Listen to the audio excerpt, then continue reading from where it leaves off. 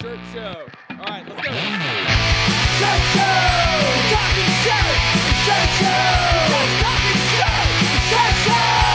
Talking shirt! Shirt show! Shirt, man! All right! Episode 227 of Shirt Show! We're talking with Aparna from Denimrush in New York! Let's go! Hey, lady. Look at that fucking giant ring. I think's crazy. Have you seen a Parnis? How many times have you smashed that on something? None. You're not terrified to lose it? Right? No. It's a shirt. You put it in a glove everywhere you go, so does it go anywhere? That's cool. The biggest thing is like when I'm screen printing, like getting ink in it. Well, you could take it off, right? Yeah, I guess. Or just don't screen print. That's fine too. Yeah. How's it going? Pretty good. How are you? It's been a while. I know. What, like 3 weeks? Yeah, and then what? You and your husband went on some crazy excursion as usual? Yeah, we went to Zion. It was so cool. It was only like 2.5 hours from Vegas. So right. we just got a rental car and went. Zion sounds like something where like you were in a cult and you drank the Kool-Aid and you ascended to the yeah. You're like, yeah, we left and we went to Zion. It was pretty awesome. It was kind of like that too, because like I just searched the Reddit forums and we did everything Reddit said to do, nothing on legit websites. So right. It's pretty cool. Oh, was it awesome? Yeah, it was the best, like nice. The best place I've ever been. Ever. Okay, cool. How's the shop? How's things? It's good. We're printing right now for pop-up shops that follow Taylor Swift around tour. So really? How does that work? They just do like little shops, like right outside the convention center or wherever arenas, I guess that's what they're called. So but aren't those like bootleggers? They don't have her on the shirts, but they're all like knockoff, very like just skirting the line. That's so weird. It's like there's a market outside of Taylor Swift shows selling Taylor-esque items. Yeah, 14,000 shirts this week. That's so crazy. They have to put a stop to that. That's money they're losing in merch that they could be buying inside. Yeah. So we know the people that run this business and they've actually been in contact with her apparently, and she doesn't care. It's just a side. It actually is Taylor. It's like an umbrella where it's like her selling stuff. Yeah, for sure. Definitely. She ain't losing that money. But like my daughter thinks I'm the coolest person ever now. So right. Yeah, you're one step closer to Taylorism. One step. To Zion. I might not be able to afford the Taylor Swift tickets, but I can give you a knockoff t-shirt. Right. Exactly. Cool. My daughter has been bugging me to go to see the Eras tour for a while. It was Olivia Rodrigo. Yes. I couldn't get those either. Yeah. I couldn't get either. Taylor was like one of those like wait in a waiting room things. So I definitely couldn't get those.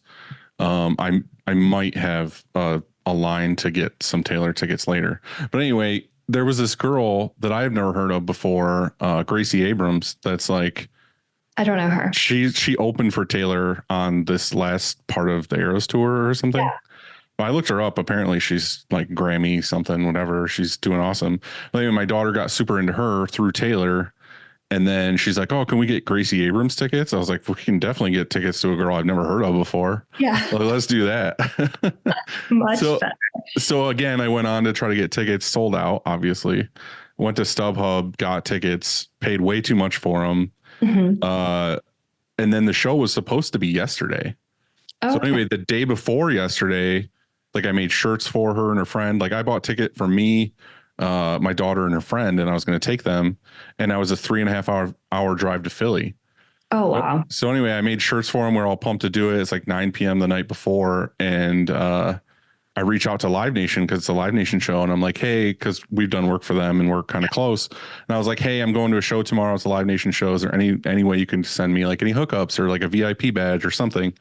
And they were like, oh, yeah, definitely. Like, that show got postponed, right? And I was like, no. So I was going to get up in the next day and drive 3.5 hours to the show to find out there was no show.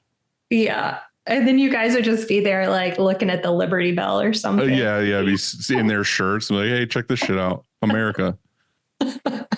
So it's just funny because like I would have been screwed, but because I reached out to try to get some kind of like hookup, it worked out, which is nice because now the show is next Tuesday. Yeah. And if Live Nation helps me out with something, then it'll be even better.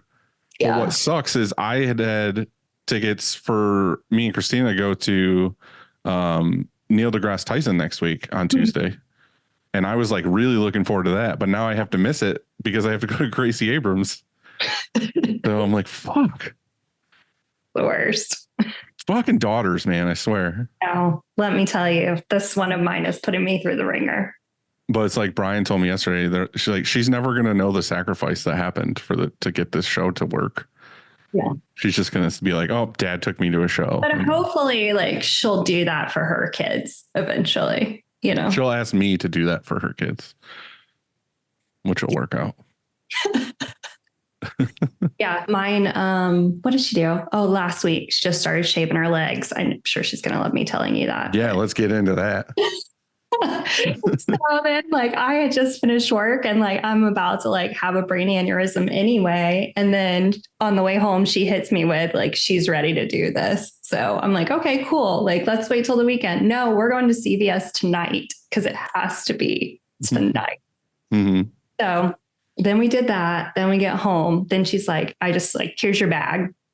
And she's like, well, I don't know how to do this. So then You should just send her in and let her figure it out. And she's going to come out in a bloody massacre. that's what my mom did. She was just like, figure it out. It's fine. It's funny. This was, I don't know, 8 months, 10 months or so ago or whatever. My son is like, he just started high school and he's growing facial hair, but it's only a dirty mustache. Yeah. Like nothing else grows, just this fucking disgusting flavor saver on the top of his lip. Yeah. So anyway, like, I'm like, dude, you have to shave that shit. Like, you look disgusting.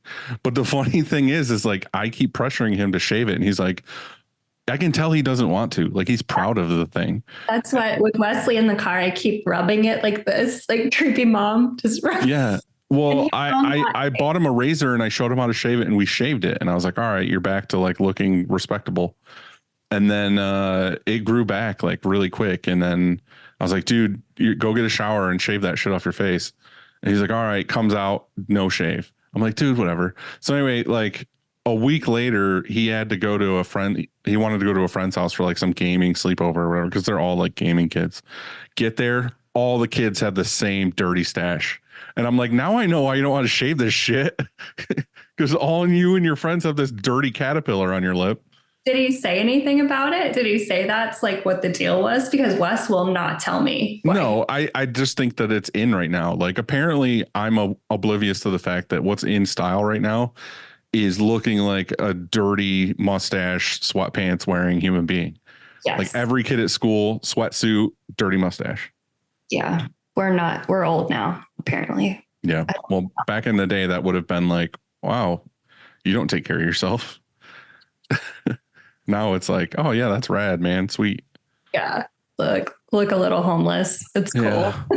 Yeah. Yeah. So anyway, sadly, Andy can't join us again this week. So I had asked you, a podcast legend, to be on the show with me. I washed my hair. I was so excited. Oh, thanks. I washed my hair too, but you can't see it. Yeah. So anyway, I'm happy you're here. Thanks Also, it worked out too, because our guest today is a friend of ours. Yeah. I'm so excited because I did ask you, do I like the person? That was I love that was your fucking stipulation to be on. You're like, well, am I going to like this person? And I was like, I think you will. But I almost wanted to pick somebody else for you to be like, nah, I'm not doing it. No, not interested. I don't want to talk to that person. But that's the fun. That's the fun of the show, is we don't know, there's a lot of people we do know that are on the show, but there's a lot of people we don't know. And then we find out, holy shit, you have an awesome story.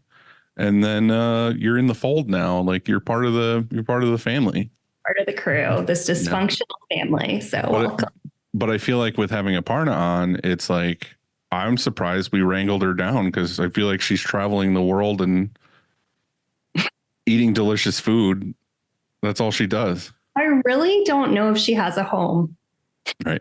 I feel like she is home in sweatpants with a dirty mustache, just with a green screen, like holding up croissants and stuff. Eating croissants, iced coffee. What else? But she always looks gorgeous. I don't know how she does it. It's AI. Yeah. She really has a. Tell you that I told her that I think her fiance, because none of us have ever met him. I think he's AI generated. Mm-hmm. All of it is just green screen. You can do any of that nowadays.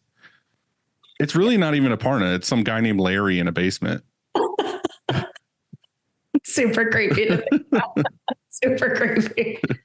Well, you can do any of that stuff these days. Yeah. Frank. That was so terrible. Sorry, Frank. I love you. All right.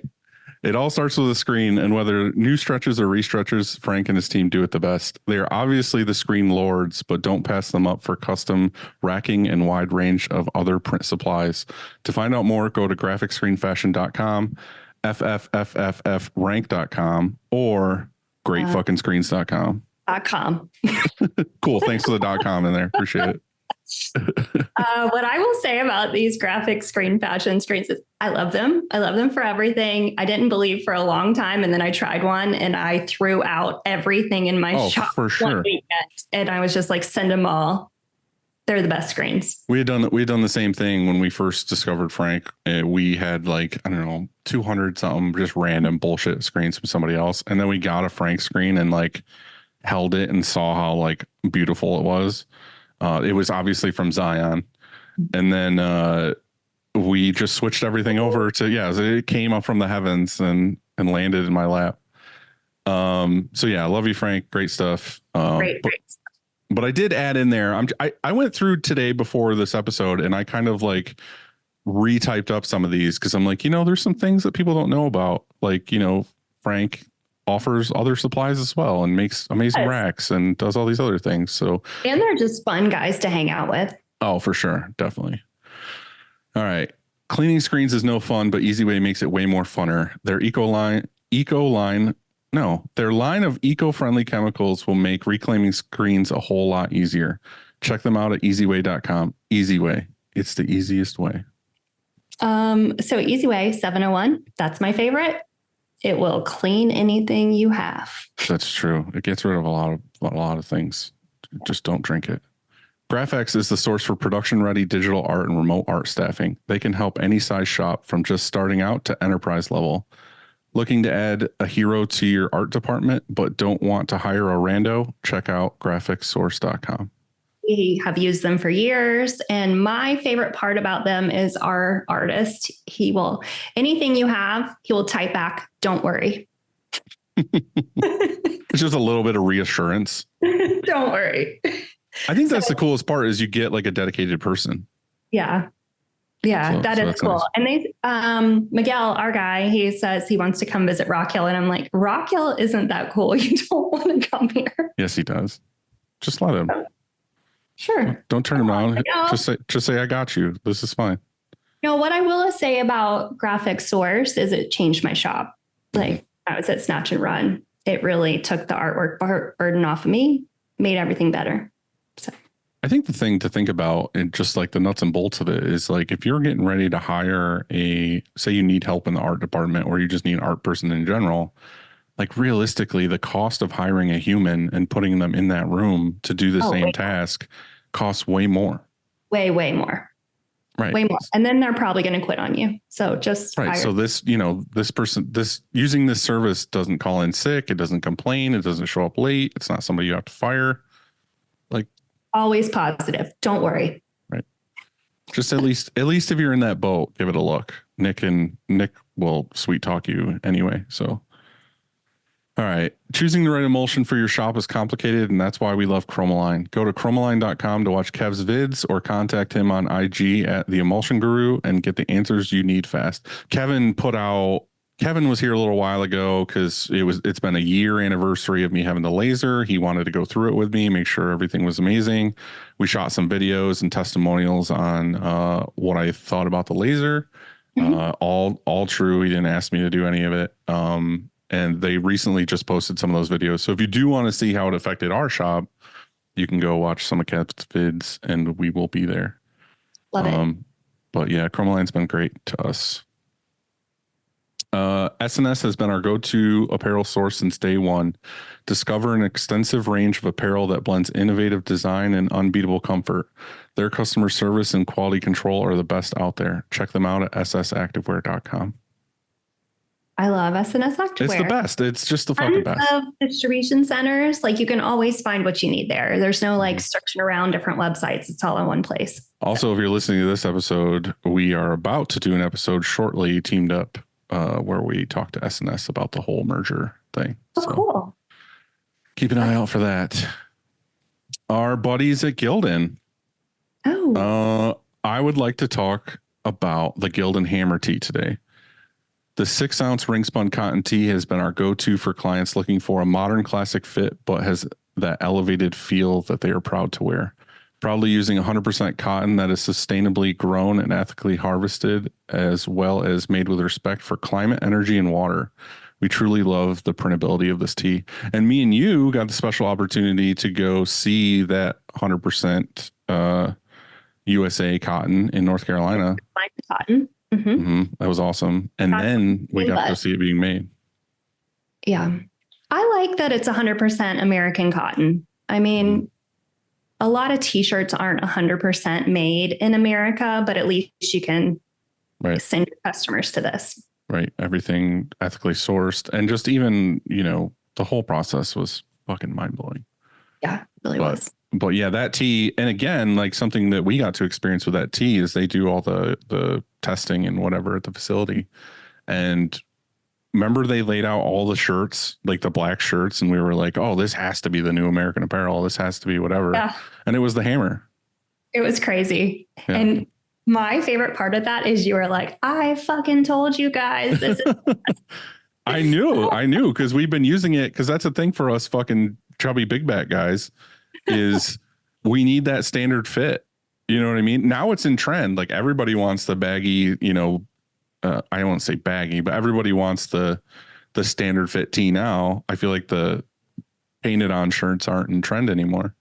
And this tee for a long time was when we had clients that came in that were like, hey, I just want a shirt that's going to be true to size, going to fit everybody, but also is soft and feels nice. And I was like, dude, Hammer tee all the way. Yeah. Screenprintgpt.com is an absolutely free site where our buddy Matthew Michael Marcotte has put 1 billion hours of time into training AI to help us with our daily screen printing questions. Not only is this an extremely smart machine that helps us troubleshoot in all things print, but this site also has a ton of really awesome tools, including a pricing calculator, embroidery stitch run calculator, a box label and packing slip maker, and he's about to launch an ink consumption calculator. It's all free. Go check it out. We talk about screenprintgpt.com because we love it and we love Matt and we just want to push it out there. We're a sponsor of that so that it is all free for you guys. So you should definitely go check it out. I don't know if you guys have checked it out yet, but it's been good for our employees to log in and be like on press or whatever and have a question, and it brings up all the things to troubleshoot and what the answer might be. Yeah, we use it a little bit, not too much, but now that it's expanding, I didn't know he had the embroidery stitch count calculator on there. That's a game changer, but I'm really concerned. Does he ever sleep, or is he just... I don't think so. No, I don't think he does. I think he's an AI as well. So he's not even a real human being, which would explain a lot of things that me and him have done together. It makes me feel less creepy. Zion yet? We've ascended to Zion many times, me and Matthew Michael Marcotte. Okay, last one, and it's for ourselves. The Shirt Show Discord. We talk a lot on this show about community and raising all ships. If you haven't already, we have a Shirt Show Discord with a ton of members. All day, every day, printers are there being super supportive and sharing knowledge. There are all kinds of channels on there, including screen print, embroidery, DTG, DTF, and just business. Go to the link to sign up on our Instagram or our YouTube page, or you can go to our website. But just in general, we never really plug this on the show. It's just kind of always been something in the background, but it is awesome. Like I pop in now and again, but now I literally leave it open on my desktop where I just all day am trying to chime in on things that I can. So it's got a really great community going on. So if you haven't yet, go check it out. Yeah, it's really nice. This is another one of those things where I got cool points with my kids when they saw Discord was on my phone. I know. Well, the funny thing is this all started as a chat, like a text chat. And then some nerdy people like Tony got involved and they were like, oh, we should try to use Discord. And now we have Discord because of Tony, and he set the whole thing up for us. And it's awesome. Like it is not just like this weird gaming thing. Like you just literally sign up for it. You can have the Discord app on your phone, so you can do it on your phone, or I like to use it on desktop. So I have it on my computer. I just log into Discord, and again, it's all free. It's not like it costs anything. And yeah, it's sweet. It's like a old school chat room kind of thing. Yeah, way better than Facebook groups too. Oh God, Facebook groups are so terrible. I don't ever get on Facebook anymore. I really loathe getting on any kind of screen print, anything on that platform. So negative, you know? Mm-hmm. Well, that's the thing about Discord too, is we don't tolerate that. So if you're going to be negative, you're not going to be there. We've kicked out many people. I love that. It's not worth having. All right. Today, our guest is Aparna, and I'm not even going to try to butcher her last name. So I just wrote Aparna of Denimrush. AP. AP. Hi. Hi. Oh my God, Christy. Hi. How are you? I forgot I didn't tell you our guest host today. Yeah, you Surprised her? Yes. I left that part out. Hello. See, Christy, we were right. She's fucking faking the whole thing. The background's not even real. What am I faking? We said that you weren't a real human and you were just like a AI generated human being. Sometimes I wish I was. That would be then I can teleport. It would make my life so much easier. We said you were a grown man in the basement and your name was Terrence and you had a mustache. Actually, I actually have a goatee. I can see it's a little bit blurry, like your filters it's are like pulling it out. Mm-hmm, yeah. It's like the AI needs to get better. Needs to Where catch are up you with you. today? I'm in LA. LA. I was wrong. For what? Well, I was in Cabo this past weekend and then yeah, never mind. no, it was for like a friend's birthday situation. And then we were flying back through LA and I was like, why don't we just extend and stay here? Because I have clients here that I needed to see. And also we have family that lives here. So we're like, nice. Whatever. We're already here on the West Coast. Might as well stay in LA. Yeah. Just visit all the things I need to. Because I was then going to have to fly back to San Francisco. And then I'm going to San Francisco because I was supposed to come back next week to San Francisco. And I'm like, I'm not flying back and then flying back and then flying back. So we're just extending it. I've done that and that sucks. It's like you get in that mindset of travel, especially from like West Coast to East Coast for me. Yeah. It's like 6-7 hours of flight and travel and everything. And you're like, oh, I can do that. No problem. And then you get done with that mind numbing day and you're like, fuck, I don't want to do that for a while. And then you have another event like a week later and you're like, God, I got to do it all over again.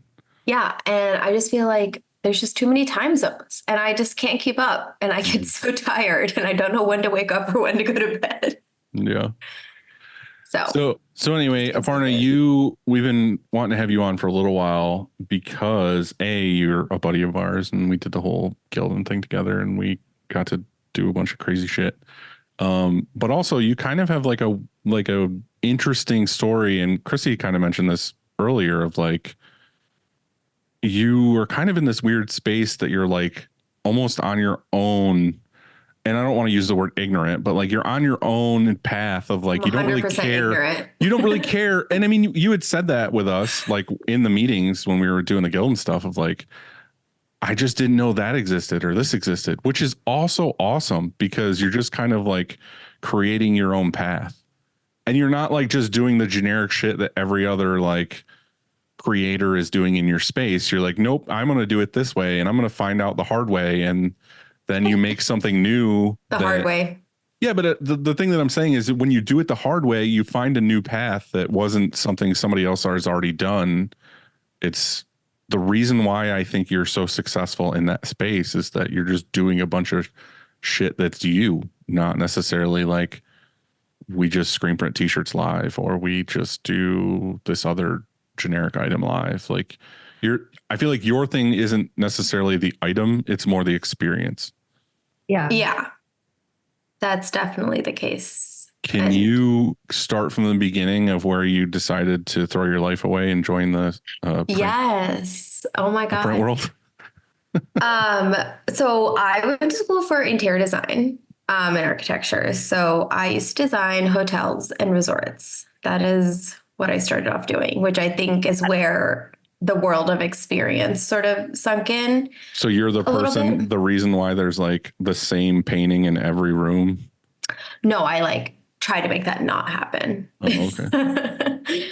But I was doing that. And then after I graduated, the design world's hard because you start really low and you just design toilets all day long. And I was just like, I really don't want to do this. I really don't want to be like staring at my computer, like placing toilets in like a million different rooms and a million different variations.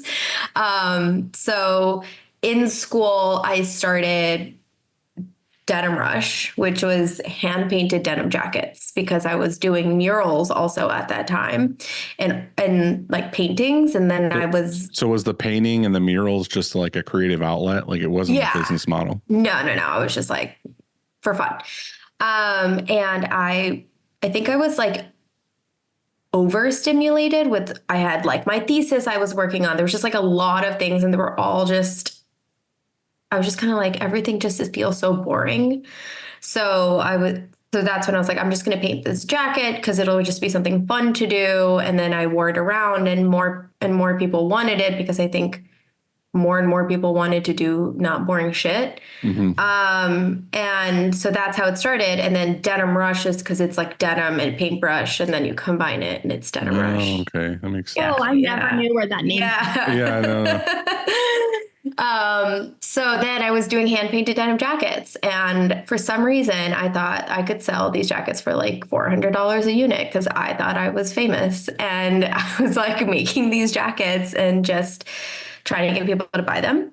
And I would do street fairs. And the only way you can really get people to come to you is by activating. Like you have to do something, otherwise they're not going to come to you. You have to show them the process, otherwise they're not going to come to you.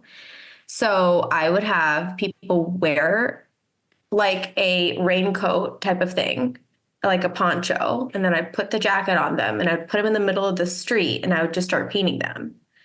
And then everyone would be like, what's going on? So then they would come and that's how I would get them to buy the $300, $400 jackets is by live. Because they're like, let's get this crazy lady out of the middle of the street. Exactly. They're like, someone save her at this point. Like, is she painting blood? What is she doing? And it got crazy because it wasn't just paint. Like I would spray water on them and it would like things would drip. So I think that's where like the world of activation sort of started. And what she needs to do, Aparna, is or Christy, she needs to sell these outside of Taylor Swift shows. I mean, imagine if you were hand painting and bedazzling denim outside. You're good to go. Yeah, no, that's like where the whole on-site customization sort of started. And at the same time, since I didn't want to do toilets anymore, I switched to experiential retail design. No, actually, that was a crazy story. When I was designing hotels, there was this one hotel and they like wanted a gold toilet. And so like, I'm literally like sourcing gold toilets. And I'm like, this is bad shit. Like, I'm over the toilets. Like we got to move on and find something else. So then I did experiential retail design. So do a lot of pop-ups and work with different brands. So it kind of I was working on it from like a client perspective of how do we drive traffic to a pop-up store? How do we drive traffic within retail? And then I was also doing on-site customization through Denimrush. So it kind of like the world sort of, I don't know, came together in some way, shape, or form. Yeah, I think what's interesting and what I was telling Dylan I really like about you is you kind of like used your experience of growing to like create this niche for yourself and then like teach other people how to do it, other brands, other people. Like you make money now teaching people how to create experiences, which is awesome. Yeah. It's fun. We love creating experiences. But yeah. And then I moved from experiential retail design to museum design. So then I designed toilets and museums. Like toilets and museums. Exactly. Actually, we had no toilet in this museum, but I worked with this guy named Valentino. We started Arcadia Earth, which is now still active in Toronto. But it was creating like an immersive pop-up experience, but about sustainability, which is where I've learned a lot about sustainability because it was breaking down sort of things that didn't make sense into layman's terms. And then I was like, it was really chaotic. I like slept there for a whole year, but we opened it. And then I was like, maybe I should just like try to do something on my own. And then I wanted to do Denimrush full time at that point. And do activations. And that was like 3 months before COVID. So I'd like quit my job and this is what I was going to do. And then COVID hit. So like I actually had an event at Bloomingdale's that weekend that like, I think it was like one weekend where the world shut down in like March. And I had 2 activations at Bloomingdale's and they were live painting and live tie-dye activations because that's like also when tie-dye was like becoming a thing. And we had developed, instead of using dye, we had developed our own way of doing tie-dye on site. So it's paint so that it doesn't like stain everywhere. So we were like so excited and then it was like, and I think that's kind of when we both met you, right? Was when we first started the Gildan board was you had like this big tie-dye room or something, didn't you? Yeah. So, cause what happened from when COVID hit, I was like, well, what are we doing? Like, what's the strategy? Yeah. Like was that your pivot? Yeah. Cause everyone wanted tie-dye sweats and we were already had developed this way of doing it live with paint. Right. And I had all this material. So I was like, I guess I'm selling this online. And I literally just got on Instagram and I just started auctioning off items that we had and I would just ship them out. And then I started taking live orders and like when our website went live, we like made $20,000 in sales on the first day. So I was like, okay, everyone's bored. Everyone wants a tie-dye sweat. So like, let's do it. But I've never produced in scale ever. So now I like had all these orders and I didn't know what to do. What I'm hearing is that Aparna is the reason why we were saying earlier that sweats are back in style. Mm-hmm. Always. She is Terrence in the basement in sweatpants. In my goatee. Yeah, exactly. Eating some potato chips on a couch. But yeah. And then I think I was buying blanks. I didn't know anything about blanks. So I was like buying blanks, I think from like Blank Style or like, like the ones that are not like where you get your true blanks from. It's like the fake blanks. and Christy, I don't know if you did this, but I feel like every printer when they first started out didn't know either. And we all went to like AC Moore or Michael's and bought like random ass blanks off the shelf. And then, but it was also at the time where supply chain was crazy. So that I'm like calling this random guy in Chicago. I don't even know his name. I was like, I don't know if this is a real website. Like, I really don't know what's happening. Perry. Probably. He's also another man in a goatee sitting in the basement. Mm-hmm. And so I had like ordered all these sweats from them, not knowing anything about it. And then it was also challenging because like, they shrunk a lot. So then it was like, what are we doing? And then it's like we sold one thing, but then we could only get these certain types of bottoms. I think the top crew necks were relatively easier to find, but like it's really hard to find a matching top and a matching bottom that like makes sense. So I think we were doing like Gildan tops, but jerseys bottoms. Oh God, mixing them up. That's terrible. Yeah. That's a no-no right there. No, I know. And then what was happening is like the dye would sit differently on the gilded tops than it would on the bottoms. Oh, So it was just like, I mean, it was fine because it was tie dye, so we were like able to swing it, but I just didn't know where to get anything from. So I was, and like it was chaotic. And It I don't really want to was throw chaotic. I don't want to throw a wrench in like the storyline here, but like nowadays we've talked before about sourcing different things because I've talked to you about boxes. But like, do you now with something, if you could go back, would you have done it differently where maybe you sourced like a custom from China or something? Like where you'd be like, all right, this is my crew neck and my sweatpants.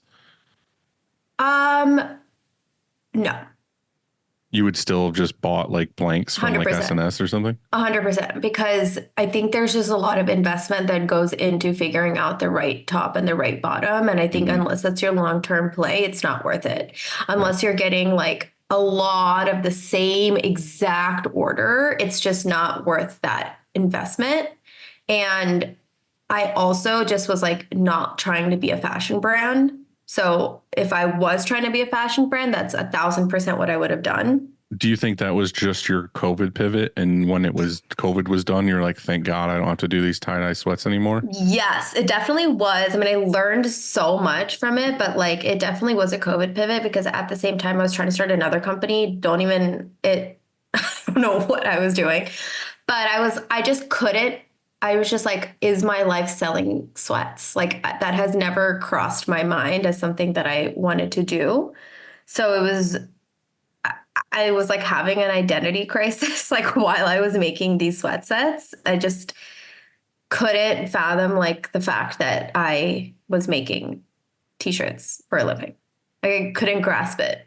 yeah. I think what's interesting is I think when Dylan and I met you at our first trip, I think you were having an identity crisis then of like, who am I? What is my business? I think we all were at certain levels, but you especially because you were still new to the decorated apparel world. And then I think it's been really cool to watch you like lean into like just the things that you really love and like not try to be like anybody else or the rest of us and like figure your path through. Okay, I'm going to dye this. I'm going to learn as much as I can. And then I'm going to figure out it doesn't work for me because it's not what I like to do. So like, what's next? What's next? And I think it was also like, I really love creating. I really hate creating en masse. Like you have to get it right every single time. And I feel like the beauty of art is that you don't get it right every single time. And like, that's how my brain was trained. So when it came to producing things like at mass, I was like, this doesn't look like this at all. So I don't really know what to do right now. Right. Like you're embracing the chaos in it all. Yeah, exactly. And I'm like with the tie-dye orders, each person was ordering their own. So it kind of worked in that way where it's like, it's okay that it wasn't the same and it had its like, imperfections, which is what made it perfect, I felt like. And then I didn't even know screen printing was a thing. I was painting the logos on with paint. Yeah. Like it was so bad. During COVID, when we had to shut down for a couple of weeks, we were doing make your own tie-dye kits for kids, like for all the moms that had to stay home, run art class for their kids while they were learning at home. But that was just our COVID pivot for like a month. But then who we became, or people thought we were tie-dye company. I was like, no, that's Aparna. Which I don't want to do this. Which I feel like is one of those gifts that you get like your brother's kids where you're like, oh, here's a bag of whistles and a tie-dye kit and like this other shit that's going to be horrible for them to deal with. Yeah. Like tie-dye would be the worst. To be like kids with actual dye running around being like, oh, it was so messy. It was horrible. And it doesn't come out. Like it just doesn't come out. Well, and I think that's the goal. Well, yeah, but there's other ways. Like, because with our paint that we were doing, it also didn't come out, but you could wipe it off the surfaces, Right. which was really nice because I'm clearly messy and I would have gotten it everywhere. So I think the real question is, and kind of where this needs to go is you came into this world as an artist. You kind of stumbled into the fact that you were doing denim jackets, which is an apparel. And then it turned into, okay, people really like this, and this is going somewhere other than making toilets for hotels. And then you kind of are like, how do I not sell this to the masses, but make it an experience where I can make a good amount of money in a short period of time? Yeah. Correct? Basically. And then because, the thing with if you own a fashion company is that you have to come up with something new all the time. Like right. all the time. That's like how you invent. And the challenge that I was sort of running into was I just couldn't understand why someone wanted to buy more than one. Like once you bought one, I didn't understand why you needed another sweatset that was the same tie-dye or like the same style or the same concept. And like if anyone knows e-commerce, like customer lifetime value is like one of the most important things. And I just couldn't figure out how to increase my customer lifetime value because I didn't understand why you would want the same product. So then I had to learn how to tie-dye jackets and like, come up with the dresses. Like we were tie-dyeing dresses and like all these different things. And so we had to keep innovating. And I really did not enjoy it as much. Well, how do you pivot that into going to a large scale client? Like now you have some really good ones where it's like, oh, I went and did, this thing for American Apparel, or, there's a bunch of other ones that you're doing that are like, they're really recognizing the value in kind of like I feel like they're more investing in you than they are in the services that you offer. You know what I mean? Like they're like, Aparna is going to make something that's kind of like a fun, but yet like fancy lady experience. I may probably butchering that. Well, I'm just saying, well, the funny thing is me and Christy were joking earlier that you were AI because every fucking picture of you is like, oh, I'm on the top of the Eiffel Tower with a croissant or like I'm fucking on a yacht. Like, it's like, all right, cool. This is all, she's 100% like making all this up. I'm teleportating for sure. Right. Like for me, Aparna, like when you were doing like hat bar and like doing press patching or patch pressing at events. And I was like, okay, well, we do live screen printing, but I absolutely hate live screen printing because it's such a hassle to bring all the equipment and set up and bring all the short blanks. But when I saw you doing hats and tote bags with these patches, I was like, wait a second, this is so easy and people would still like this because it's so awesome. And so I stole that from you and we started doing it here and people go crazy over it. And I have a a technical question about that process because I see a bunch of people trying to do that. Sometimes people have problems getting one patch to adhere to a hat. How do you stack like 15 on top of each other and hope they stick? Stick them down. I use heat tape on mine. What do you use? No, I understand, but I'm just saying like a lot of times it's like a pressure issue where like the bottom doesn't stick, but the top sticks. I'm not joking. Gorilla Glue spray. I'm not even joking. So do you spray the hat and then put all of them on, or are you spraying the bottom of the patches? I spray the upside flip side of the patch and then I press it down on top of it. So it has the glue and it has the Gorilla Glue as well. And it just sticks. Hats are the worst. But that's what I was saying is I feel like doing it live, you would have more chance of being like, hey, spend $40 on a hat, put a bunch of patches on it. And then they walk away and they go like this. And then like half the patches are falling off. Gotta Gorilla Glue it down. Just glue the shit out. I'm like literally Gorilla Glue it down. Just let them at least get home before the patches start to fall. Yeah. No, I think the challenge there is like, you definitely do have to Gorilla Glue it down. Otherwise there's a higher chance of it coming off and then you have to press it twice. And I pick at it before we give it. And then I just keep pressing it down. Right. Because I think the issue with the patches too on the hats is the edges are always an issue. The glue never like really goes to the edges. That was my concern is that they would start to peel up. So we don't have to get it. That's like not part of your story. I keep seeing that and I'm like, I would be terrified of doing that because of them peeling off. Yeah. So like besides the hat bar though, like what kind of other activations do you think that other screen printers could like implement for their clients? I think that And I think we've spoken about this before too. Like screen printing is cool, but like you could just do so much more with heat press and like DTF with the way that like, with the way that it kind of just lets you do all kinds of colors and not just do like one color. So I think with that, we've done like cooler bags. We've done, I mean, whenever I suggest a live experience for someone, I always ask them like, why are you even doing this? Because t-shirts might not be the answer. Right. Like, what's your goal here? What's your goal? Right. And it's like, for example, we did for this brand called Swoon, they do like drinks made with monk fruit. So it's like healthier. And then with that one, they did a collaboration with Barbies. And so they made their own Barbie can for that, like a sweet, like I think it was like a pink lemonade. And so the experience I suggested for them was to do hot pink cooler bags that we would heat press that fits a 6-pack. Because then it's an influencer event. They've seen influencers are like bored. You have to come up with something new all the time.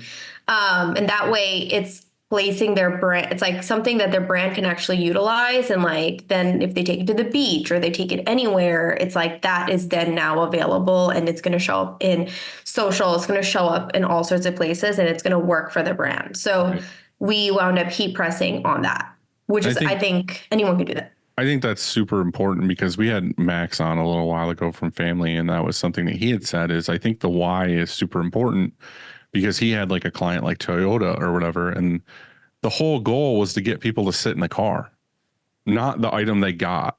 You know what I mean? Yeah, they got something cool for free, but in order for them to get something for free, they had to order the item while sitting in the car.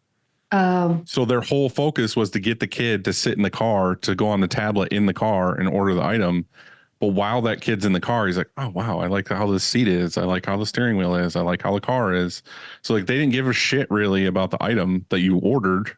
They just got thousands of people to literally sit in their new car. Exactly. And that's kind of like you're saying, like you're giving them an item where that person forever can put that brand's cans in this cooler.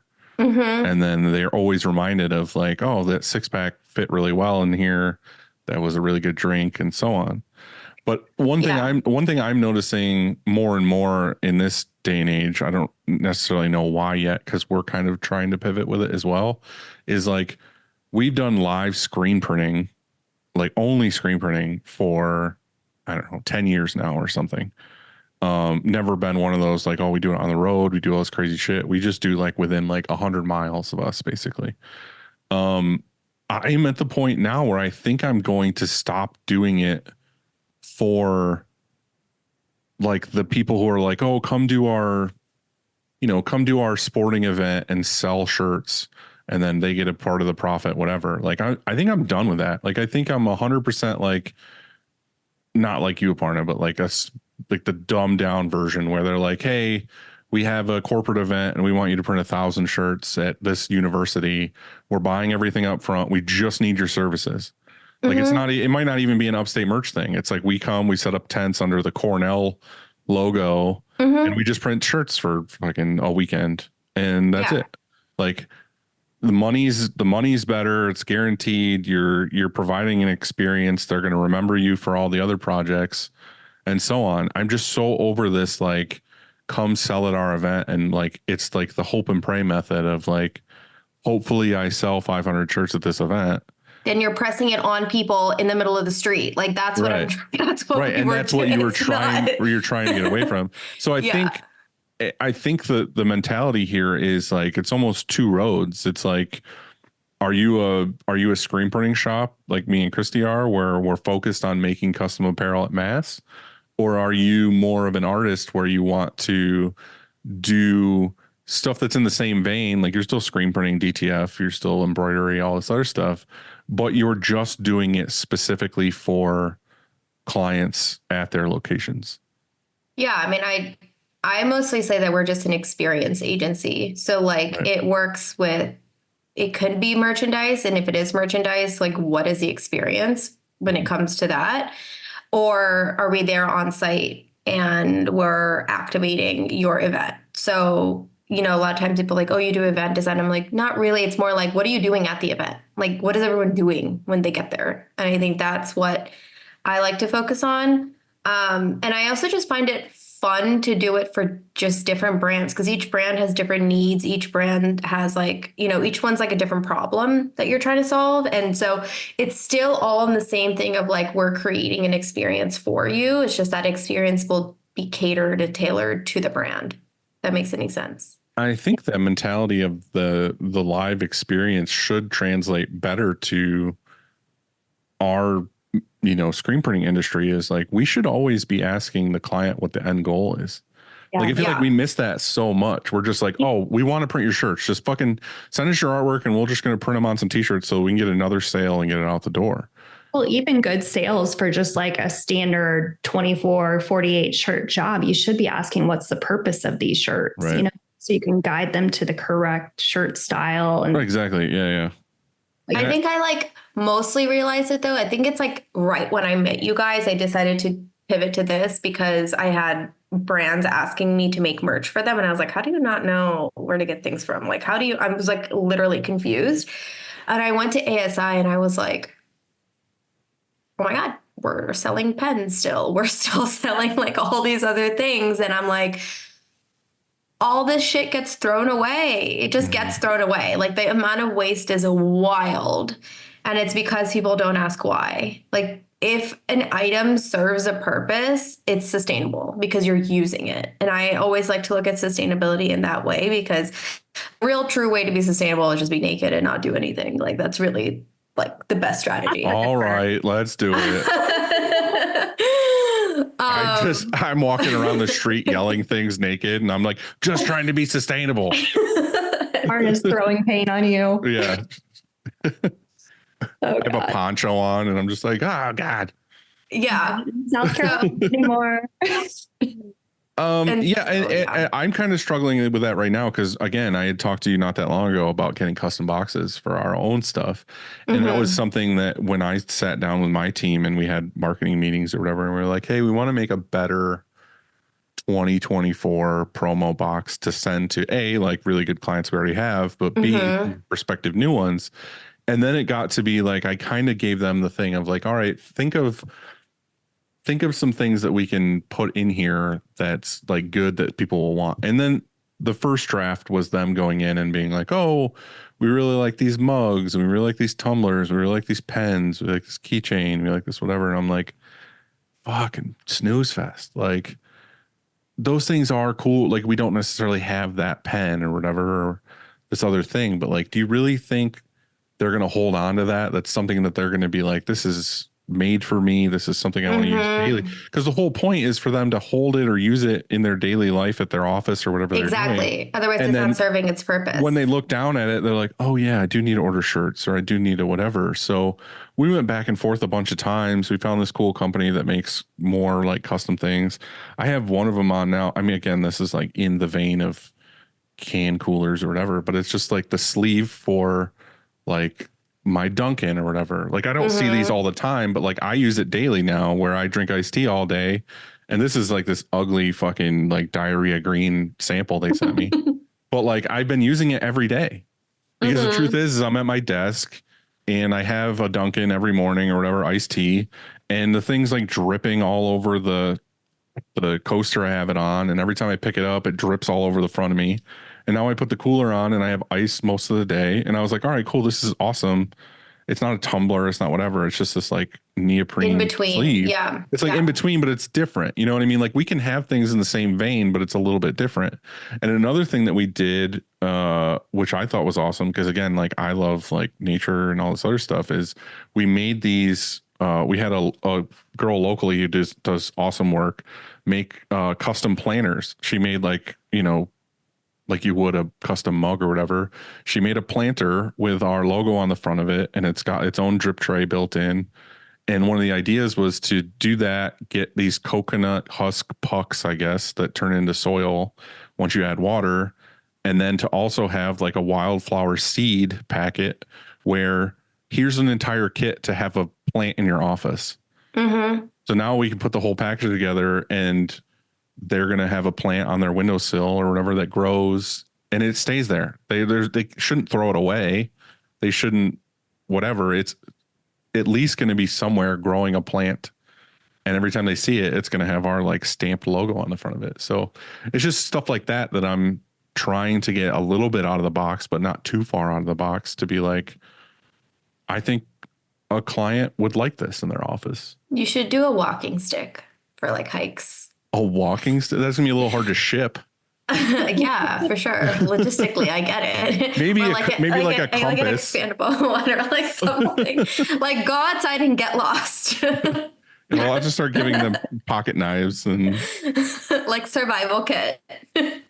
I do like that. I mean, I've always wanted to do like a pack of matches or like something like that. That's kind of cool that you would keep, like a little keepsake thing. But I don't know. I guess back to you is how do you go about from being just trying to figure things out, doing custom things to being like, I want to make this a business, but obviously I'm going to have to get a client to trust in me to do this. How did you go about that in the beginning? Was it like an accident or was it like? I think once I was like doing tests for Bloomingdale's. One of my really good friends, Jessica Chepp, who actually I met on Instagram, like she was working at Bloomingdale's, and she had found me on Instagram, and then that's how it all started. Like a Bloomingdale's corporate kind of thing. Yeah. Okay.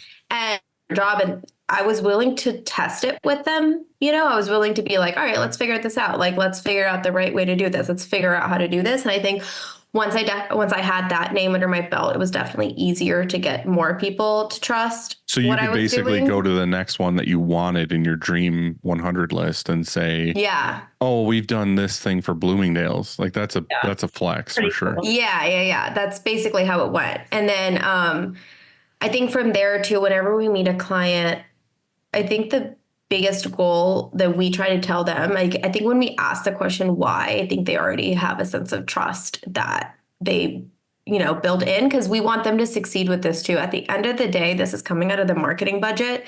So it's kind of like, it has to make sense for them. It has to come back to them some way, shape, or form. So from there, I think that's how we started building relationships and doing more and more experiences. And like we're learning as we go too. And even to this day, we do experiences that we've never done before, but we always test it in-house. So we'll always like test the product, test the experience, and like make sure that it will work and come up with like a strategy, like what happens from like a timetable, what happens from the time you get there to the time you leave, what is the experience, how do people exit, how do people enter? Like you just think about the whole thing. You're not just there doing the shirt, right? You have to think about how is the information logged? Do people get text messages? Do they leave? Like you have to think about the whole thing. And like, that's what creates the experience. And I think one of the biggest things I've learned in that experience is like finding something for the people to do that are in line. Mm-hmm. You know what I mean? Like they're just waiting to get to you and they're like, fuck, this is boring. This is boring. And then all of a sudden they get to you and it's like, okay, cool. Bing, bang, boom. Like you did the task. And it's like, making the whole thing an experience, like you're saying, in a party is kind of where it's at, where everyone feels like, I'm happy to be here. I'm happy to wait in line. I'm happy to get this item. Yeah, and you want to get them excited. Like we always have brand ambassadors going up and down the line being like, this is what you can do. Like start thinking about it. Start thinking about like all the different things. Like start looking up, and then we have like a lookbook and we're like, look down the lookbook, like for inspiration. And, you want to treat them like designers. That's the point, right? This is their like moment to do something and keep something, like whatever they do, they're going to keep. And that's another way we sell to clients is that if you do something on site, rather than just giving something away, it's like, they've put them into it. So the chance of them throwing that away is lower than if you just gave them something. Other than your Bloomingdale's thing, what would you recommend to somebody if they wanted to get into this? Like how to reach out to those people? Like how do you get your first Bloomingdale's thing, in your opinion? Just get lucky. No, I would say like, I always like to go, I did a lot of networking events and a lot of just talking to like other startups. And so like testing with other startups is really powerful because they need something and you need something. You're kind of like helping each other out. So you're not necessarily going to be making like money from it, but you're proving concept, right? So like someone is giving you a chance to And I think that's pretty important. Like we worked with another one of our friends' brands. Her name, it's called Cobble. It's like Tinder, but you can kind of make plans. So like you and your partner or anyone can swipe left and right, and it tells you what to do. Or like if you're in a city, you don't know where to go, it'll like curate something for you to do. So And so for them, it curates your date. it can, yeah. Wow. It can. Or you could use it for friends, or you could use it for like planning or like things that you want to do. It helps you find new things. I think it's like instead of just like Googling or like looking in like just the maps and being like, I don't know what to do right now, it helps you like find things that you might want to do. When you said Cobble, my brain, and then you said it was a dating thing, my first thing instantly went to this is like an Amish dating site.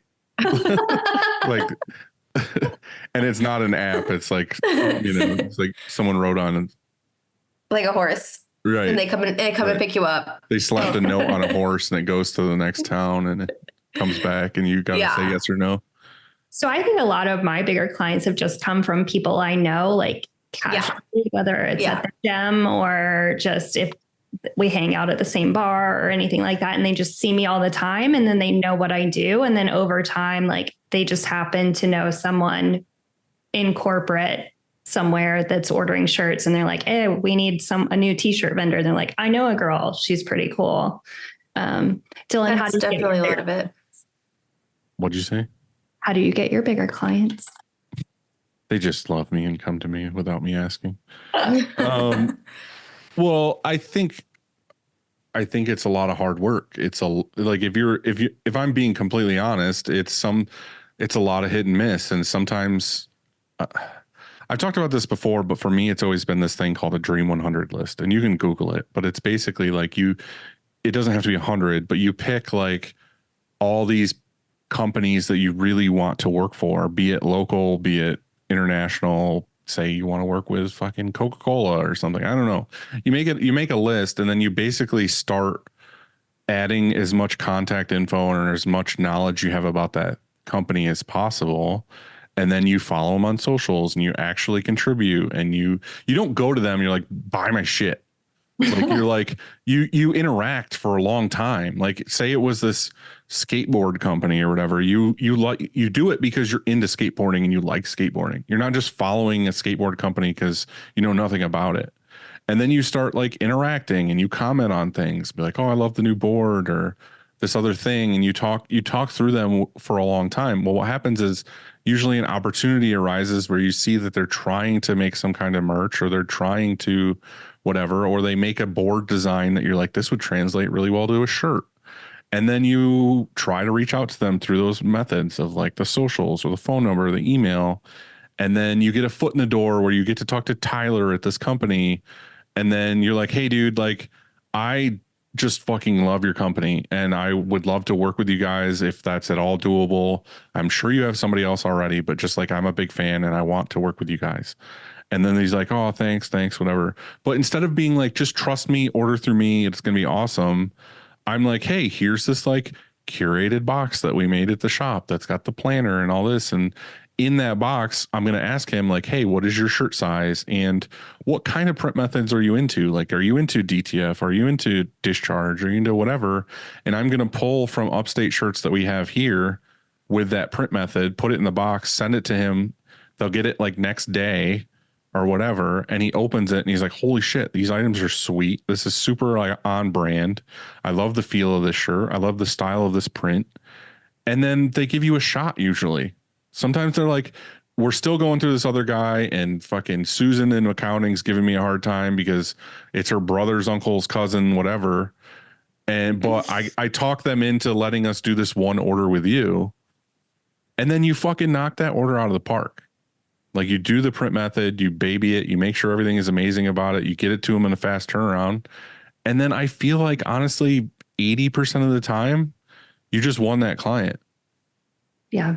And then you continue, but it takes a long time. It's not something that happens in like 2 days. It's like, no, it's like, I have ones that I'm working on right now that I've been working on getting them for like a year.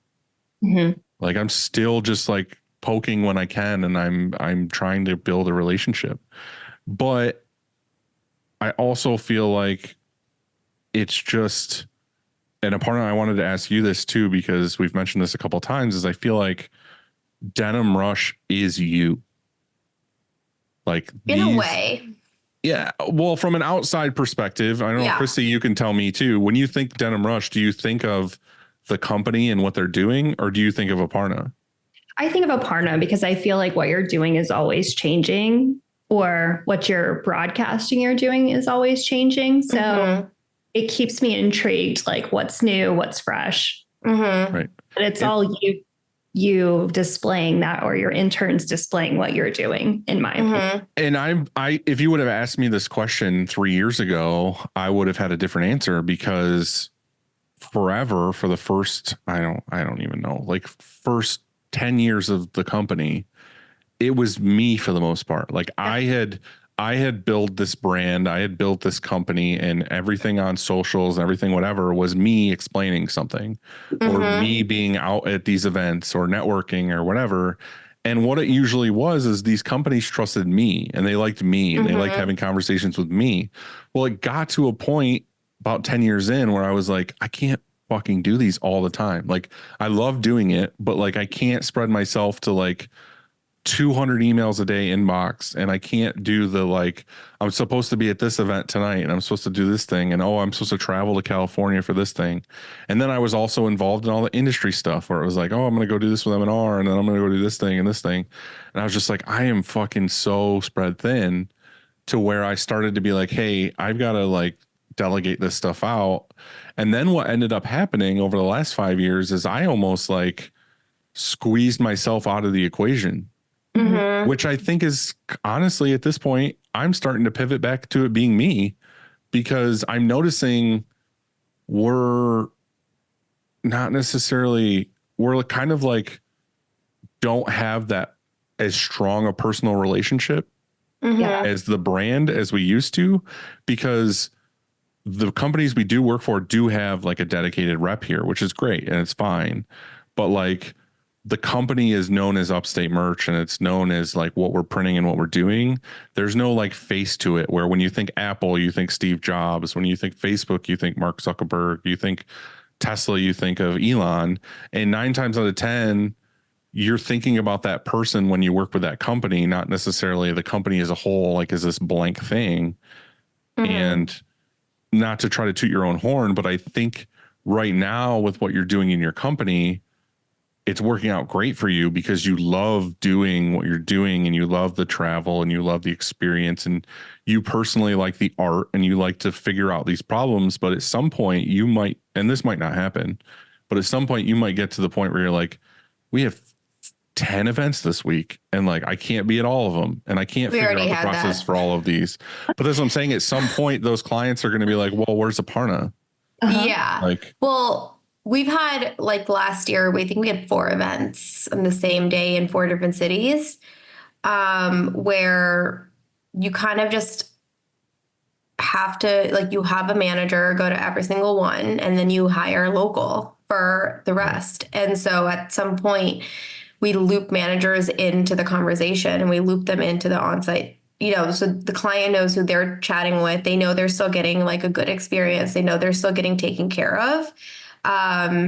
It's the only way to scale. Like, you just cannot be everywhere. But I think the question is, at what point is it worth the scale?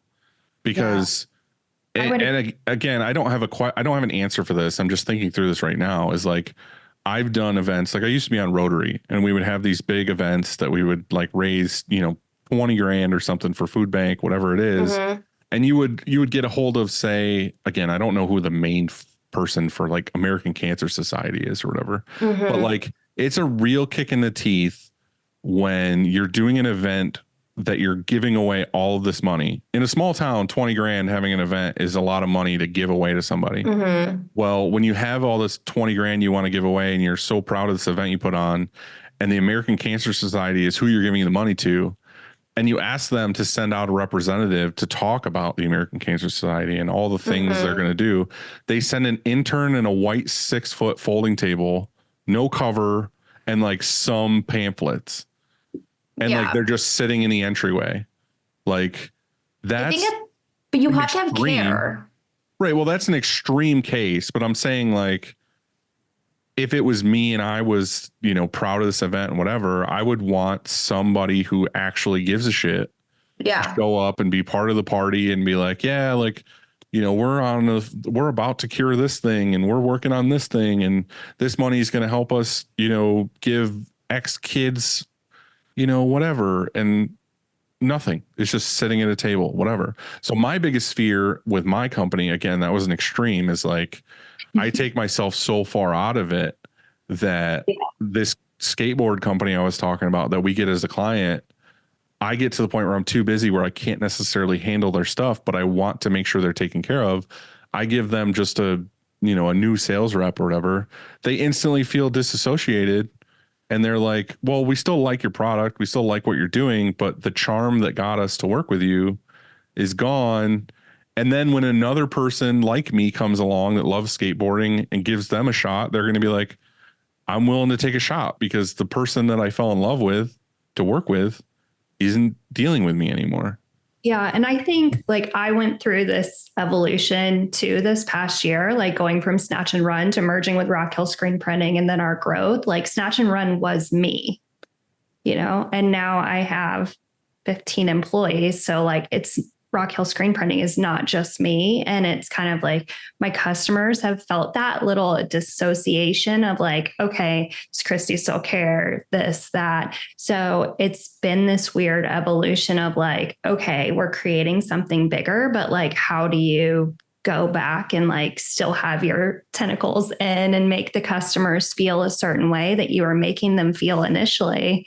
I haven't found the balance yet, but I'm really interested to see like how you go back in, Dylan, and take. Yeah. And I don't want to freak like Aparna out with this question. Yeah. We went fucking crazy with it, but I just think that like, I want to know from you as your company grows, because I see you're doing all these crazy new awesome events and stuff. And I'm super proud of you for getting there and doing that. It's awesome. Thank you. Make great stuff. But what do you do when you get to the point where you need to come up with these creative ideas for these events and all this other stuff, and it's not you?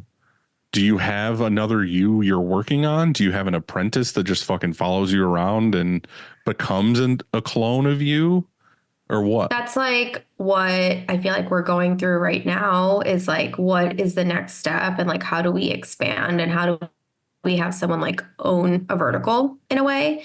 I think that, for example, when we do events, I have my go-to like people that do the management of that. And I think what works with them and something that we really look at is like, how much do they care about the brand? So like we always make them learn about the brand. Like, what do you like about the brand? And then before I fully hand it off to them, like we have crossover meetings. So it's not just like, so like I will still sit in on a couple of the meetings. I'm just going to let them drive it. So I'm still there. That's and great. I think that then the client then feels comfortable and they're like, now they're reaching out to them, not even reaching out to me anymore. So it's like that I feel like is the way to transition into that, you know? And I don't know if you guys watch Suits, but like it just for some reason made me think of Suits when like Harvey Specter would have Mike Ross with him and they would go to this like billion-dollar company or whatever together for the first couple meetings. And Harvey would be like, hey, Mike's fucking got this. And the guy would always be like, fuck, who's this kid? Get this bullshit kid out of here. And then he would be like, no, like Mike's got this shit. He's on it, whatever. And then Mike proved his worth with like the first part of the case or something. And then Harvey backed off. It's just trust building. Like, right. So I like the idea of you, like if I had this skateboard company or whatever, and then I had some other person that works here, say Sarah or something. And I was like, I brought Sarah in on a bunch of Zoom meetings or a bunch of whatever. And then I got to the point where I'm like, dude, hey, like say the guy's name, Steve or whatever. I'm like, Steve, I fucking love you. I love your company, whatever. But like, I do have things I need to do. And I want to make sure your company gets all the attention it deserves. So I'm going to, if I'm not available, Sarah is going to handle these. And obviously you've seen over the last couple of months, she's more than capable. Like maybe that's the way we go about this is like, I don't even, you make a clone, they follow you and then they leave. You make a clone, they follow you, they leave. But like, I don't even say like, hey, I'm busy. Like you shouldn't, I'm always like, she's the manager on this. She's our manager. Like, that's how I say it. And then I'm still in those meetings, but I let the manager drive. And I feel like that shows that they now, since I trust them and they're clearly watching me trust them, like they now trust them too, you know? I agree with that. I just think my pivot has always been like, because I get people, even like my brother, that comes to me and he's like, can I get a couple shirts? I'm like, dude, if you actually want this shit done, go to this person, because it'll sit in my inbox for 3 weeks. Cause I'm like, it's my brother. I'll get to it when I get to it. Like, if you want this shit done right, like my legit own parents order shirts from somebody else here. Like, I just will let it. I will let. I promise you, I will drop the ball. Like, if my focus is not, because I'm generally working on like bigger projects or like some kind of system, and if you throw a wrench in it of like, hey, I need a favor, I need shirts by Friday, I'm fucking, maybe I'll do it, maybe I won't. Yeah. So I feel the same way. I don't know. Okay. I don't know what emails made. My question, Dylan, if you let go of things and you're transitioning off, but then you didn't realize like this is a part of your identity, like you doing these things is part of your That's identity. where I'm at right now. How do you go back or find a new identity or deal with this? I think my current plan is, and again, I'm still working this out, is I started doing the Dream 100 again. Like, I started doing the list. I made a new thing. This is who I want to reach out to, whatever. And 2024, I've been pretty damn successful with like getting new people that I want to get. And that's great. That's cool. Whatever. It's been a weird ass year. But the other side of that was, we started when social media started. Like, Upstate started when MySpace was started, basically. And then we went from MySpace to Facebook to back in Twitter and whatever. And then it's like, okay, TikTok and Instagram, everything. Instagram was by far the biggest that whole time.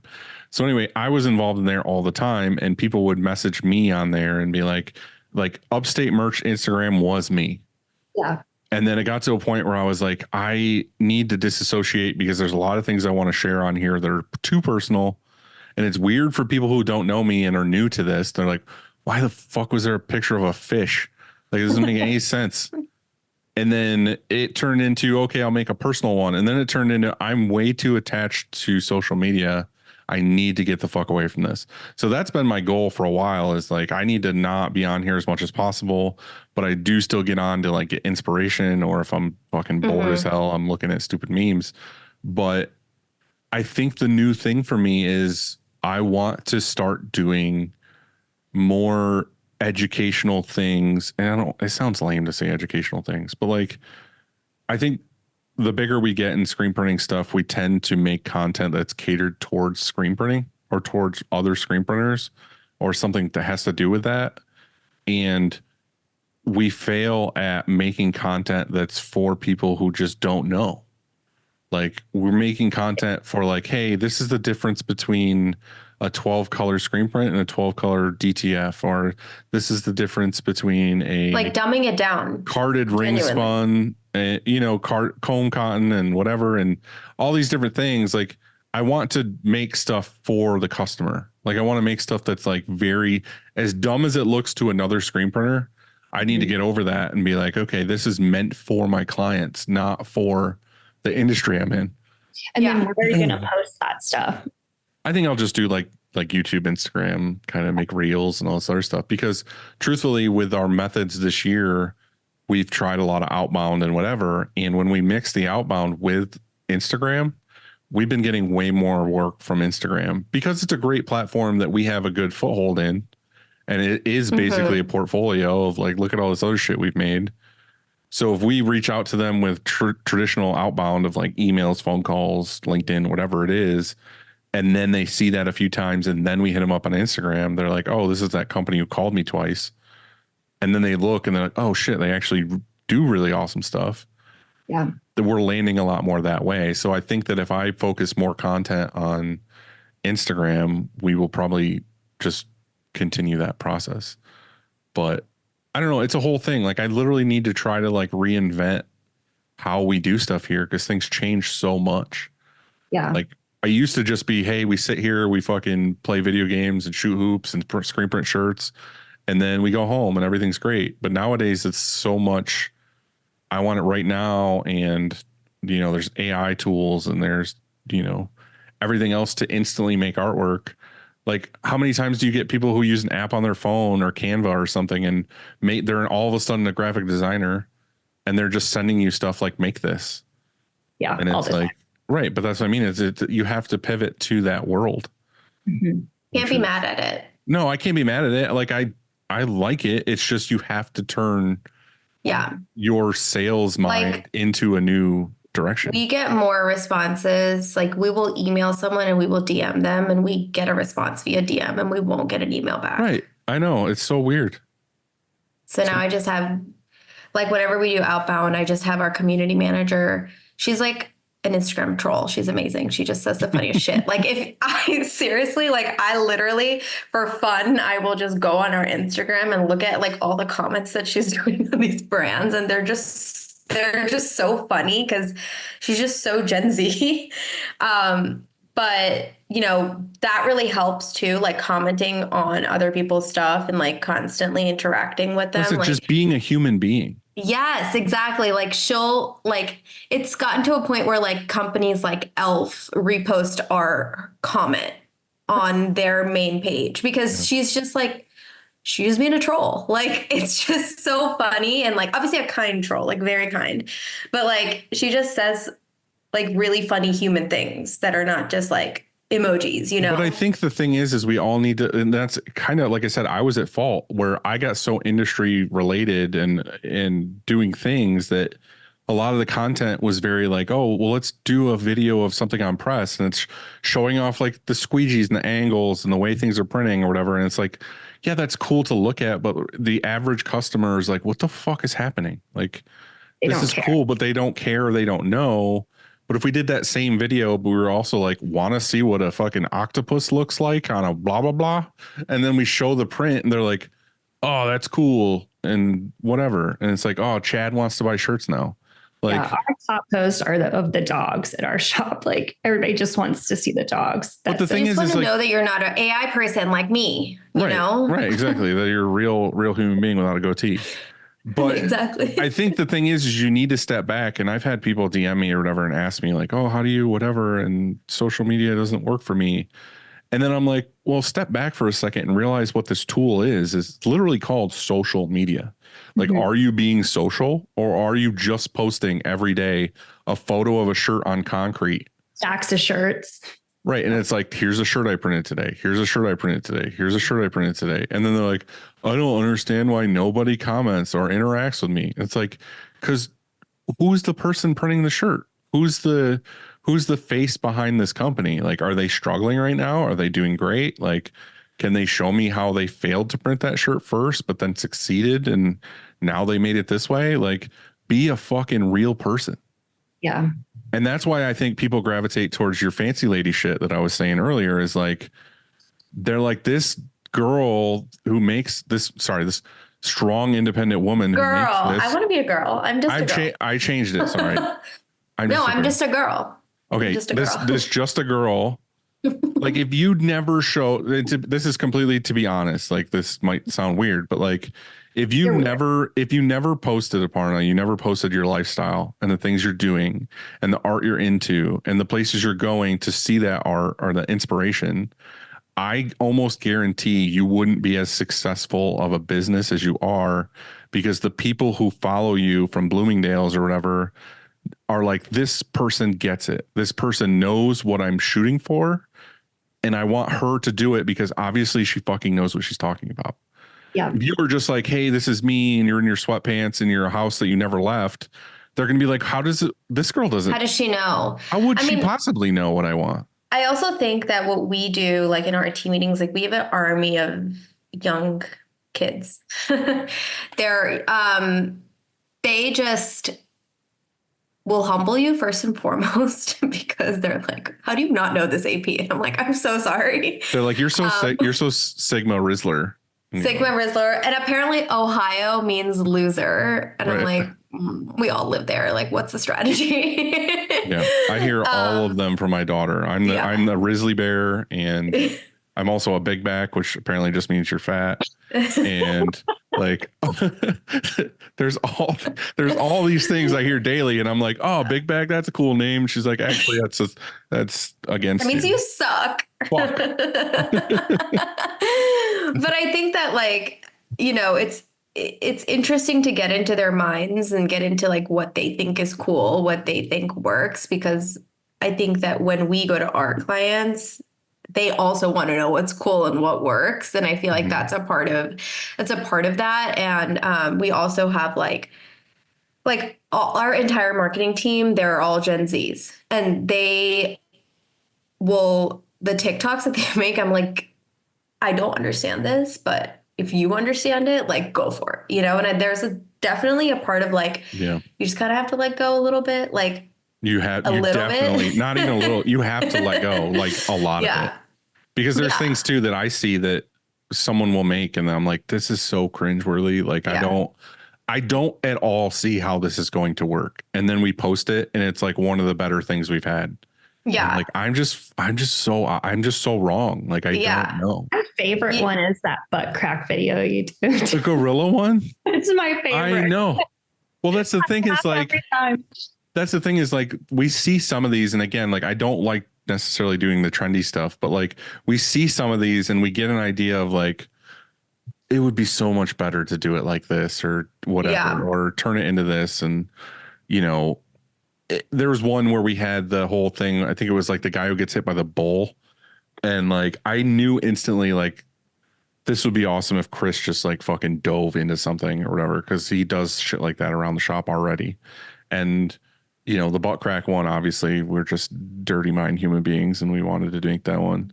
But I don't know. I think you just need to put shit out there and be creative and not be afraid to fail. Like, you're going to look like an asshole sometimes, and you're going to make mistakes, you're going to whatever, but you have to do it. And that's why I think I credit, to wrap this whole thing up, is I think the credit to you, like we spoke in the beginning, and I don't mean this in a negative way, is your ignorance to the traditional screen printing industry, because you're doing shit that nobody else is doing and it's getting recognized, and you're being really successful at it. Well, thanks for calling out my ignorance. As a girl. As a girl. No, I just think that like sometimes it's hard because you're always wanting to compare yourself. You're always like, I think that is the negativity of social media, is that like everyone's always trying to one up themselves. And I just think keeping up with the Joneses all the time. Yeah. And I just feel like the more raw that you are and the more authentic that you are as a person, and just want to learn all the different techniques out there. And like, if you're having a hard time learning it, imagine your client learning it. Like they don't know either. Yeah. They don't know. So you can come to them with a crazy idea and they'll be like, she's done this 1,000 times. Yeah. And you just got to like fake it till you make it. But obviously with that comes like, you just have to care so much that you're going to figure it out, you know? And I think that that's like the big part of it. And I think that's the challenge. And that's what's fun, is that you look at all your clients as partners. You don't necessarily look at them as clients. And I think that having that mentality and that mindset makes it feel like you're sort of part of their team. So you're there to figure it out. You're not there to sell them on anything, you're not there to just make the money and leave. You're there to provide a solution for an issue that they have. Right. And that I feel like will always make you successful, because you're integral at that point to their operations. That makes sense. Sure. I have two things I want to touch on before we go, but Christy, I want to ask you, do you have anything you want to input? I don't want to just close this out and have you have ideas that you want to bring up.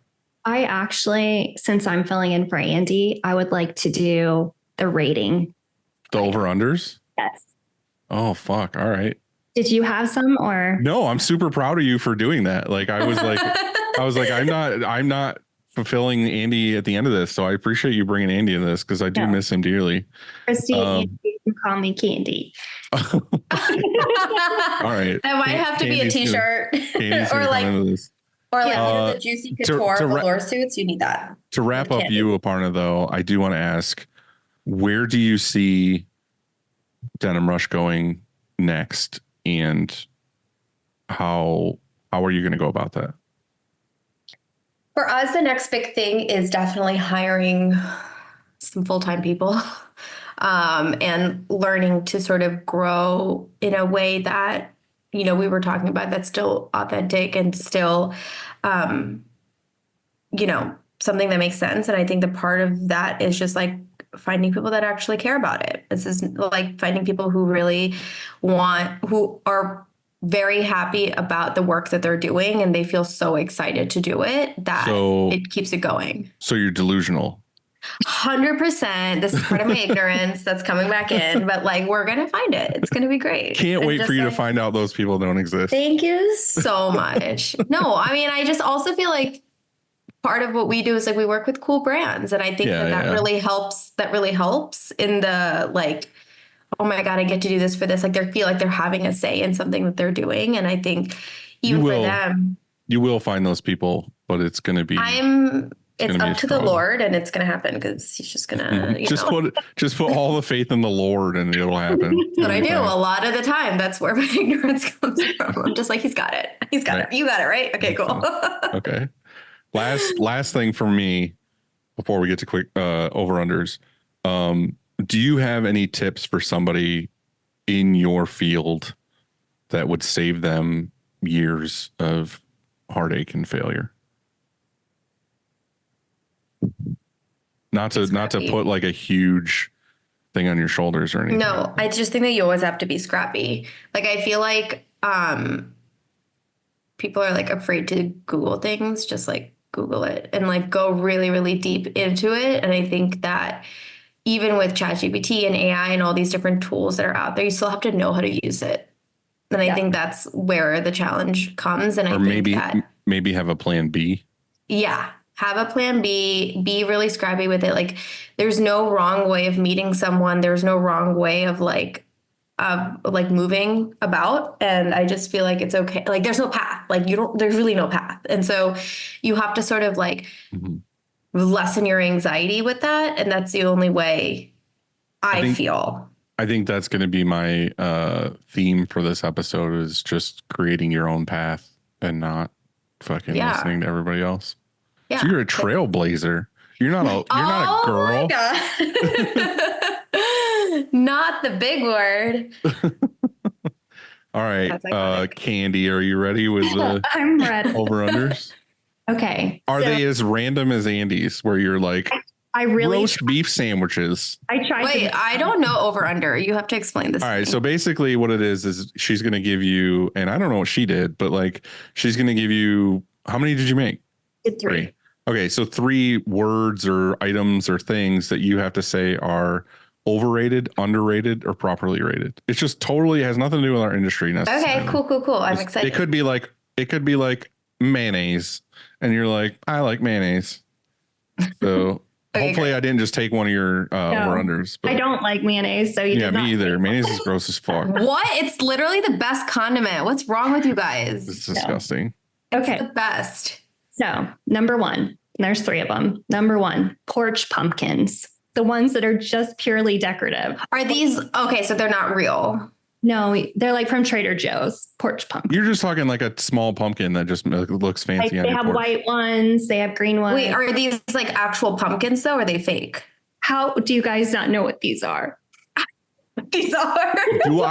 Hold on, Candy. Do I look like someone who knows what a fucking porch pumpkin is? On one of your last episodes, you're talking about New York as the epitome of fall. That's true. We do a lot of. I was going to go to the pumpkin farm this weekend. You guys don't go there to buy porch pumpkins. Okay. But wait, is this plastic or is it a real pumpkin? No, it's a real pumpkin, and you can't carve them. All right, Aparna. The over/under is pumpkins. Over. I don't want a porch pumpkin, and then it's gonna die, and then you're gonna take care of it after it dies. And also, if you leave it there and it rots, it actually eats the paint off your porch. It will. So what the best part of pumpkins is when you're an asshole kid, you get to throw them at their house or smash them. That's the best part of someone. I want the ones that you can carve. That's the experience. Yeah, carving pumpkins is great. I do that with my kids. Okay. It's like risking the ER. Like I don't know if 100%. we can be friends anymore since you guys don't like porch pumpkins. I just never in my life heard someone call it a porch pumpkin. Me too. I really thought it was like the plastic things. Like If I was walking down the road and someone's like, "You're such a fucking porch pumpkin," I'd be like, "Oh my, that hurt like, right to my core." that's like the new Gen Z slang, porch pumpkin. All right, It's that. all right. Okay. Number 2. Number 2. This is for you, Aparna. Okay. Baguettes. Oh my God, they're the best. So if they're the best, that makes it underrated. Correct. I could eat a baguette every single day. All right, is that how you would say it? Like if you were traveling, would you be like, "I want a baguette," or would you be like? Because I feel like my kids constantly go to Panera Bread, and I'm like, "I'll have a baguette." You gotta adapt to where you are. Like honestly, if you went to Panera and you were like, "I want a baguette," they'd be like, "What are you talking about?" Like, Can I have that chunk of bread loosely thrown in the bottom of the bag? Yes. Those are definitely underrated. They're the best things in the world. Okay, underrated. I'm gonna go with that. You're going to go underrated too. I'm going to say adequately Properly rated. Just Yeah. dry ass bread. I like softer bread than Yeah, I agree. Not Okay. a warm one though. The warm ones are the best. with soup. Yes. Soup's not real. Or like, Get just salted butter. don't start on fucking soup. You don't like soup? No. What? Gross ass liquid with just shitty floats in it. You obviously have not had a really good soup. I'm sitting on my porch with my porch pumpkins eating soup. In a fall blanket. You don't like chicken noodle soup or chicken and dumplings, anything like that? Okay, chicken and dumplings is different. It's just not soup. That's still soup. I like it when it's more towards a gravy with shit in it than it is with just clear broth with floaties in it. But okay, so do you like pho? Yeah, that's not soup. That's like Soup. That's soup. Soup, isn't it? Yeah, it's like a version of a soup. Like that's broth. Yeah, but is the ratio shit in it to broth?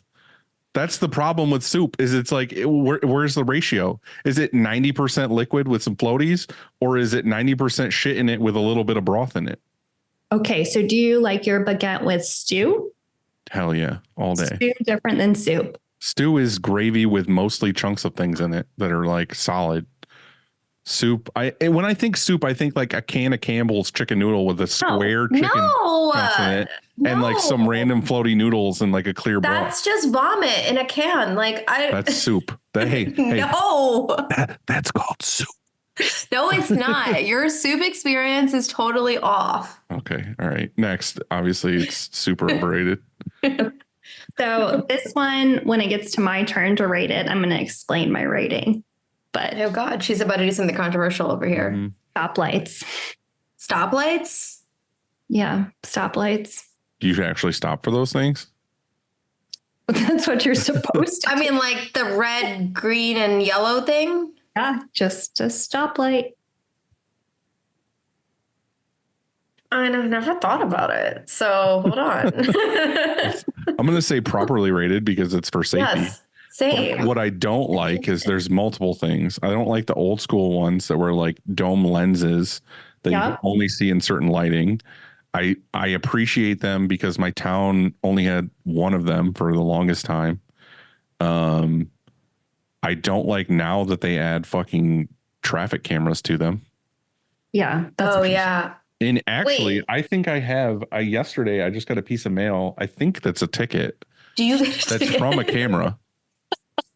They're like, just give us your credit card. We got it covered. Yeah. So I Do you guys go through yellows? Like, are you all day? like, yeah, right? Like yellow's fake news. Like it should just be like red and green. But I'm also like, that person ditch the that you're yellow. supposed to slow when yellow comes up. I like put it to the floor when yellow comes up. Because Yeah, I you do want the it. I opposite. want it to. What I want, and I look for it every time, is I want it to turn red just as I go underneath it. Yeah, I do like that too. And that's why you keep getting mail. Which is also horrible.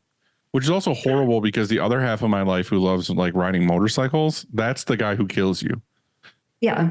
The guy who kills you 'Cause is you're the one just who's like- like whoa through the fucking yellow and T-bones you and murders you. Yeah.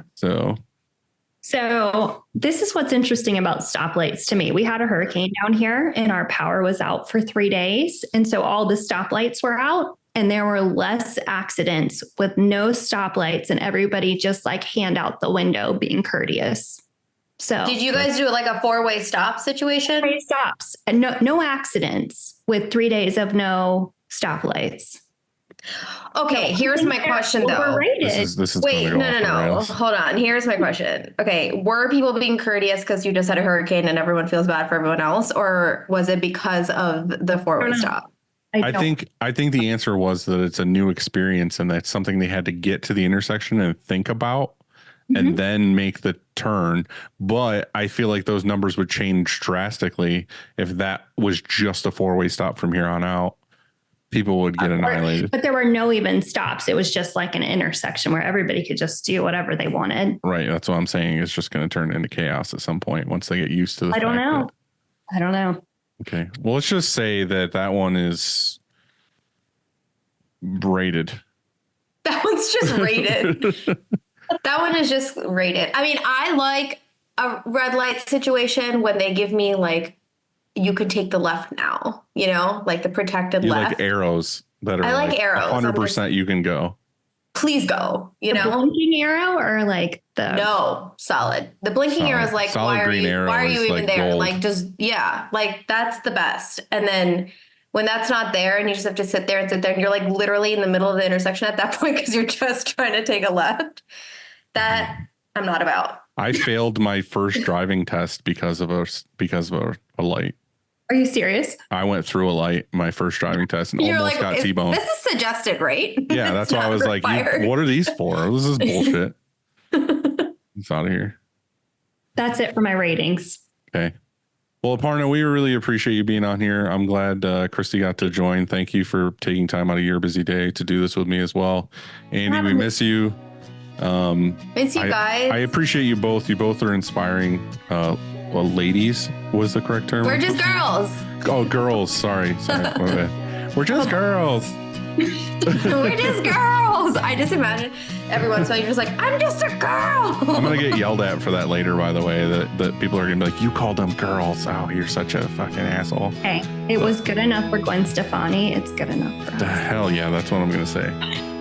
That's his response moving forward for like everything. I appreciate you both. Thank you very much. Get back to your busy days and keep Thank being you badass women. guys. Bye guys. Peace.